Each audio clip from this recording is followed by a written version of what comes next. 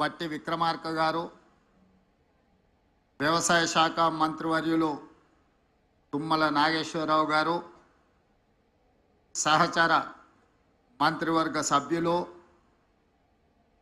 శాసన మండలి సభ్యులు, శాసనసభ్యులు, ప్రభుత్వ ప్రత్యేక సలహాదారు పెద్దల్ కేశవరావు గారు, మీడియా మిత్రులు, వివిధ నియోజకవర్గాల నుంచి ఇక్కడికి విచ్చేసిన రైతాంగానికి అందరికీ కూడా మనస్ఫూర్తిగా ధన్యవాదాలు తెలియజేస్తున్నా. మిత్రులారా, ఈరోజు ఈ కార్యక్రమం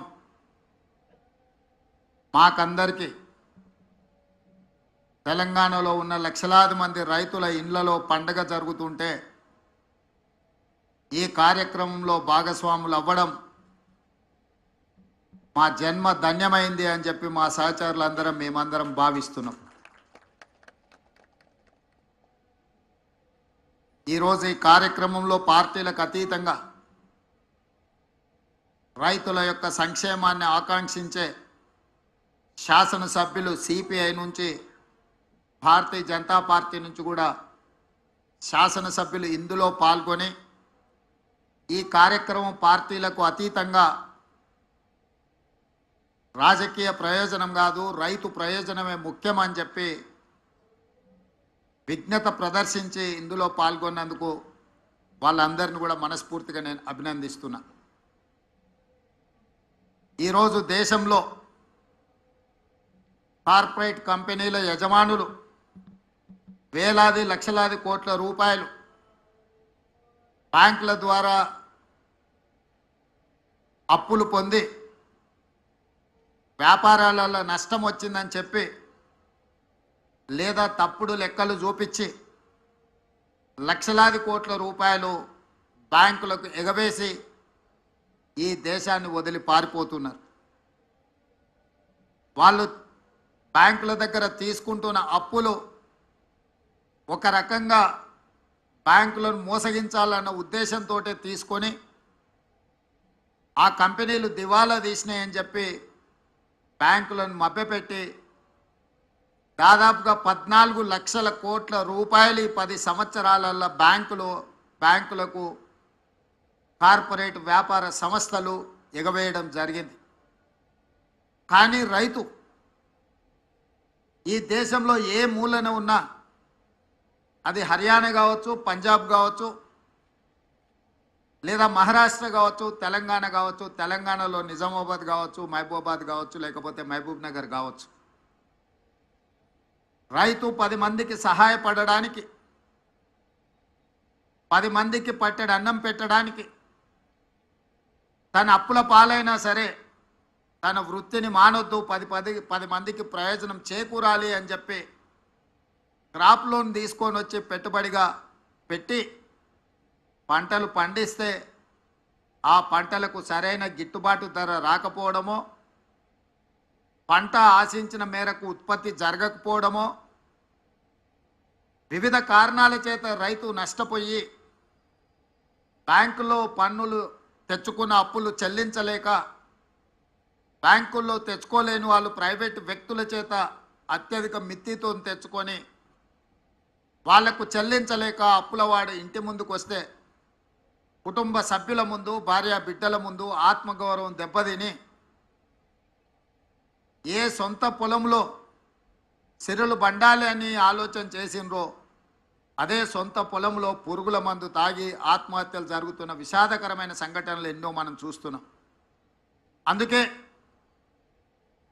మే 6, 2022 నాడు వరంగల్ ఆర్ట్స్ కాలేజ్ మైదానంలో మా నాయకుడు రాహుల్ గాంధీ గారి సమక్షంలో వరంగల్ రైతు డిక్లరేషన్ పేరు మీద ఏ రైతు కుటుంబంలో విషాదం ఉండకూడదు, వ్యవసాయం చేసే ప్రతి రైతు ఆనందంలో ఉండాలి, ఆర్థిక సంక్షోభంలో కూరుకుపోకూడదు, వాళ్ళను ఆదుకోవాలన్న లక్ష్యంతో 2 లక్షల రూపాయల రైతు రుణమాఫీ చేస్తామని ఆనాడు ఓరుగల్లు గడ్డ మీద నుంచే లక్షలాది తెలంగాణ రైతాంగానికి మాట ఇవ్వడం జరిగింది.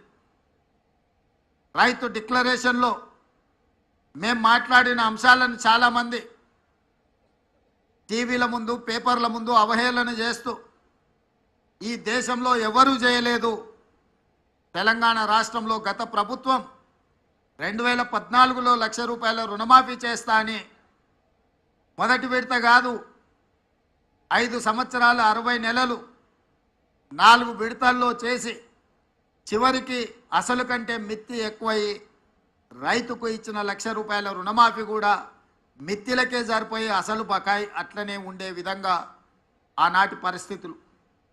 ఆనాడు ధనిక రాష్ట్రానికి నిధుల కొరత లేకపోయినా ఆ రోజు రైతులకు న్యాయం జరగలేదు. మళ్ళీ రెండవసారి కూడా అదే వాగ్దానంతో ముందుకొచ్చి రుణమాఫీ చేస్తాం ₹1,00,000 అని చెప్పి అంచనాలు 19,000 కోట్లకేసి చివరికి 12,000 కోట్ల రూపాయలే రెండవసారి కూడా 4 విడతలలో చెల్లించి 7,000 కోట్ల రూపాయలు మొండి బకాయిలుగా రైతుల నెత్తి మీద అట్లనే వదిలేసి గత ప్రభుత్వము బాధ్యత నుంచి తప్పించుకున్నది. ఏది ఏమైనా 2 విడతలుగా కలిసి 10 సంవత్సరాలు 120 నెలలు కలిపితే కూడా 25,000 కోట్ల రూపాయలు గత ప్రభుత్వం చెల్లించలేకపోయింది. మేము అంచనాలేసి బ్యాంకుల నుంచి వివరాలు తెప్పించుకొని కమర్షియల్ బ్యాంక్సే కాకుండా అగ్రికల్చరల్ బ్యాంక్స్ నుంచి కూడా రైతులకున్న అప్పుల వివరాలు తెచ్చుకున్నప్పుడు 31,000 కోట్ల రూపాయలు దాదాపుగా లెక్క తేలింది. మంత్రివర్గ సమావేశంలో 31,000 కోట్ల రూపాయల రుణమాఫీ చేసి తీర్థమన్నప్పుడు అప్పుల్లో కూరుకుపోయిన తెలంగాణ రాష్ట్రం, ఆర్థిక సంక్షోభాన్ని ఎదుర్కొంటున్న తెలంగాణ రాష్ట్రం ఏ విధంగా ఈ రైతులకు రుణమాఫీ చేస్తారని చెప్పి చాలామంది మాట్లాడడం జరిగింది. కొంతమంది శాపనార్థాలు పెట్టడం జరిగింది.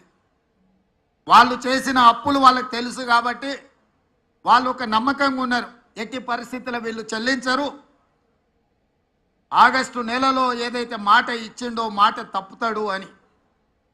నేను మా ఆర్థిక మంత్రి గారు మా అధికారులతో కూలంకషంగా చర్చించి ఇటు వ్యవసాయ శాఖ అధికారులు అటు ఆర్థిక శాఖ అధికారులను అందరినీ కూర్చోబెట్టి ఎట్టి పరిస్థితుల్లో రుణమాఫీ జరిగి తీరవలసిందే, దీంట్లో ముందుకు వెళ్ళవలసిందే, ఈ సంక్షోభాన్ని సమస్యను పరిష్కరించాల్సిందే అని చెప్పి ఖచ్చితంగా కూర్చొని ప్రణాళికలు రచించి అన్ని రకాలుగా నిధుల సమీకరణ చేసి ఈనాడు రెండవ విడత 6,198 కోట్లు దాదాపుగా 6,40,000 మంది పైచిలకు రైతు కుటుంబాలకు ఈరోజు చెల్లిస్తున్నాము.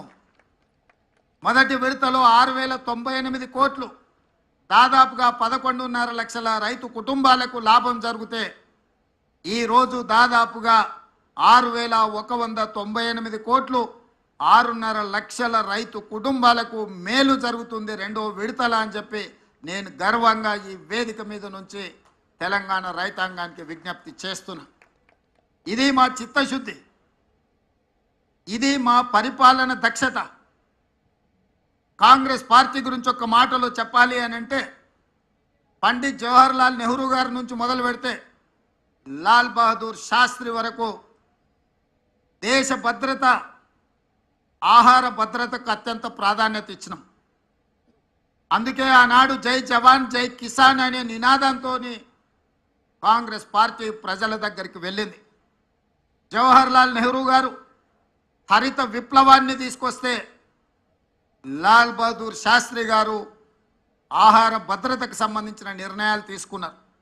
ఆనాడు బాక్రానంగల్ డ్యామ్ నుంచి మొదలు పెడితే ఈనాడు నల్గొండ జిల్లాలో ఉన్న నాగార్జున సాగర్ వరకు ఆనాడు పండిత్ జవహర్లాల్ నెహ్రూ గారు ప్రధానమంత్రిగా తొలినాళ్లలోనే వ్యవసాయ రైతుల యొక్క కష్టాలను గుర్తించి బీడులుగా మారి ఎడారులుగా ఉన్న ఈ దేశాన్ని పచ్చని పైరులతో తీర్చిదిద్దాలి అని చెప్పి సాగునీటి ప్రాజెక్టులను నిర్మించి రైతులను ఆదుకోవడం జరిగింది.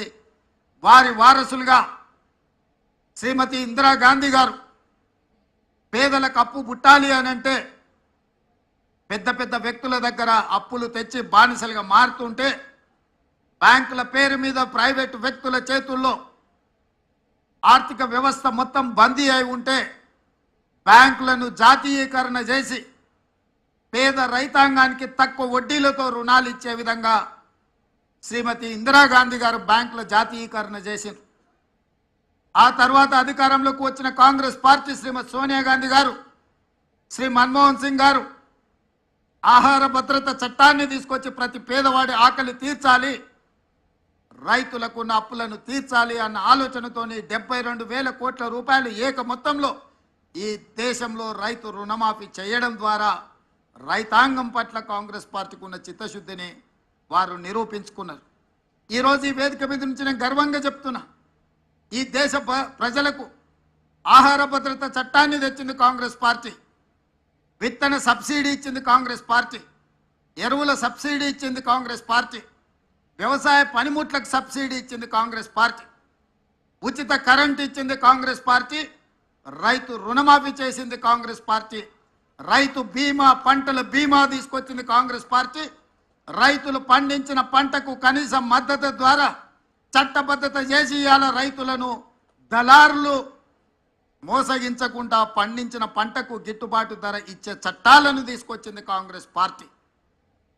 వారి వారసులుగా ఈరోజు రాహుల్ గాంధీ గారు మేము సెప్టెంబర్ 17, 2023 నాడు తుక్కుగూడ రంగారెడ్డి జిల్లాలో రాజీవ్ గాంధీ ప్రాంగణంలో శ్రీమతి సోనియా గాంధీ గారు 6 గ్యారెంటీలను ఇస్తే ఆ 6 గ్యారెంటీలను అమలు చేయడానికి నా సహచర మంత్రివర్గ సభ్యులందరూ కూడా సంపూర్ణంగా నాకు సహకారాన్ని అందించి అండగా నిలబడ్డారు. కాబట్టి ఈరోజు మళ్ళీ 6,198 కోట్ల రూపాయలు రెండో విడత రైతు రుణమాఫీ ఈ వేదిక మీద నిలబడి నేను చేయగలుగుతున్నాను.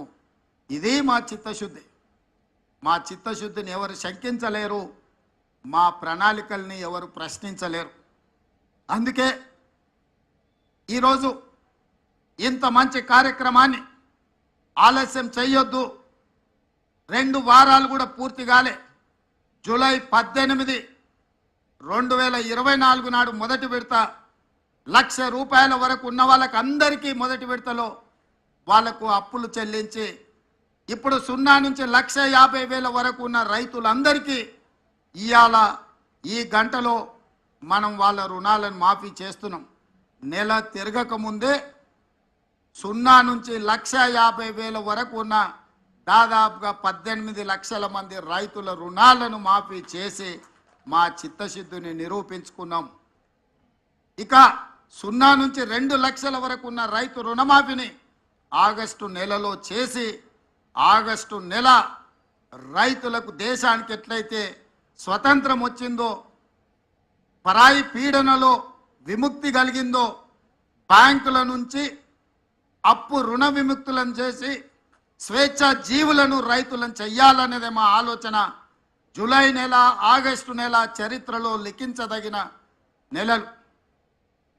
నేను ఒక్క మాట స్పష్టంగా చెప్పదలుచుకున్నా, 77 సంవత్సరాల స్వతంత్ర భారతదేశంలో ఏ రాష్ట్రం కూడా 31,000 కోట్ల రూపాయల రుణమాఫీ చెయ్యలేదు.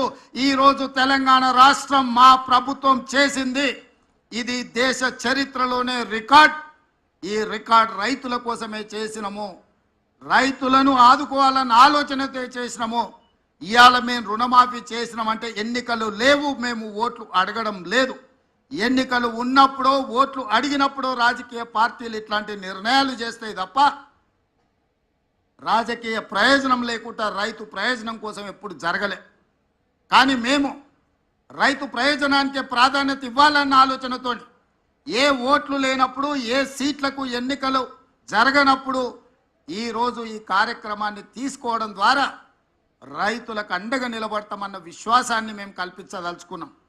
బ్యాంకర్స్ కూడా ఒక మాట, కార్పొరేట్ కంపెనీలు అప్పులు చేస్తే మొండి బకాయిలుగా మారితే చెల్లిస్తాం, 1 టైం సెటిల్మెంట్ చేయండి అని అప్పు 10 లక్షలు ఉంటే దాన్ని 3 లక్షలకే తగ్గించుకొని కుదించుకొని అప్పులు చెల్లిస్తుంటారు. కానీ ఇవాళ రైతుల ఆత్మగౌరవం దెబ్బ తినకూడదు అని చెప్పి మా బట్టి విక్రమార్క గారు మేము ఆలోచన చేసి మేము వన్ టైం సెటిల్మెంట్ అడగలే, ఫుల్ టైం సెటిల్మెంట్ చేసినాం. మీకున్న మొత్తం ఒక్క పైసా తగ్గకుండా మీ ఖాతాలు వేసినాం. ఇవాళ 7 లక్షల కోట్ల రూపాయలు రాష్ట్ర ప్రభుత్వం మీద అప్పుల భారం మోపిన్రు పోయిన ప్రభుత్వం. వారు చేసిన అప్పులకీడున్న పాత్రికేయ మిత్రులకు, నా సహచర శాసనసభ్యులకు తెలవాలి. 6 నెలల్లో మన ఆర్థిక మంత్రి బట్టి విక్రమార్క గారు పోయినాయన చేసిన అప్పులకు 43,000 కోట్ల రూపాయల మిత్తి కట్టిండయా. ఆయన చేసిపోయిన అప్పులకు తెలంగాణ రాష్ట్రాన్ని ఆయన తాకట్టు పెడితే ఆ తాకట్టును ఇడిపించడానికి ఈరోజు 6 నెలలలో బట్టి విక్రమార్క గారు పెన్షన్లు ఇచ్చిండు, ఫీజు రియంబర్స్మెంట్ చేసిండు, ఆర్టీసీ బస్సు ఆడబిడ్డలకు ఉచిత ప్రయాణం ఇచ్చిండు, రాజీవ్ ఆరోగ్యశ్రీ అమలు చేసిండు, 200 యూనిట్లు ఉచిత కరెంటు అందుబాటులోకి తీసుకొచ్చిండు, ఇందిరమ్మ ఇండ్లు కట్టడానికి అనుమతులు ఇచ్చిండు. ఇన్ని ఇచ్చి ప్రతి నెల 1వ తారీఖు నాడు ప్రభుత్వంలో పనిచేసే ఉద్యోగులకు 1వ తారీఖు నాడు ప్రతి నెల 5,000 కోట్ల రూపాయల జీత భత్యాలు చెల్లిస్తున్నాడు. ప్రభుత్వానికి పనిచేసి రిటైర్ అయిన ఉద్యోగస్తులకు పెన్షన్లు 1వ తారీఖు నాడు చెల్లిస్తున్నాడు. అంగన్వాడీ నుంచి ఆశా వర్కర్ల వరకు ఈ ప్రభుత్వం మీద విశ్వాసం కలిగేటట్టు ప్రతి నెల 1వ వారంలోనే వాళ్ళ జీత భత్యాలు చెల్లిస్తూ ఇన్ని కార్యక్రమాలను ఆగకుండా చూసుకుంటూ ప్రతి సమస్యను పరిష్కరించుకుంటూ ఒక్కొక్కటిగా అధిగమించుకుంటూ పోయినాయన చేసిన అప్పు 6 నెలల్లో 43,000 కోట్ల రూపాయలు చెల్లించి ఈనాడు రైతుల కోసం దాదాపుగా 12,500 కోట్ల రూపాయలు సరిగ్గా 12 రోజుల్లోనే చెల్లించి మా నిబద్ధతను నిరూపించండు.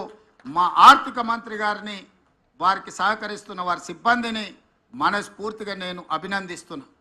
వారందరూ సహకరించడం వల్లనే ఇంత గొప్ప కార్యక్రమం చేసే అవకాశం నాకు దక్కింది.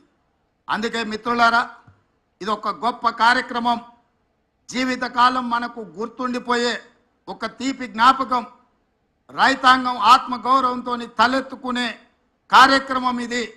అందుకే ఈ కార్యక్రమంలో పాల్గొన్న మీ అందరికీ, ఇక్కడికి వచ్చి ఇంత మంచి కార్యక్రమంలో పాల్గొని మమ్మల్ని ఆశీర్వదించినందుకు, అండగా నిలబడ్డందుకు మీకందరికీ మనస్ఫూర్తిగా కృతజ్ఞతలు తెలియజేస్తూ సెలవు తీసుకుంటున్న మిత్రులారా.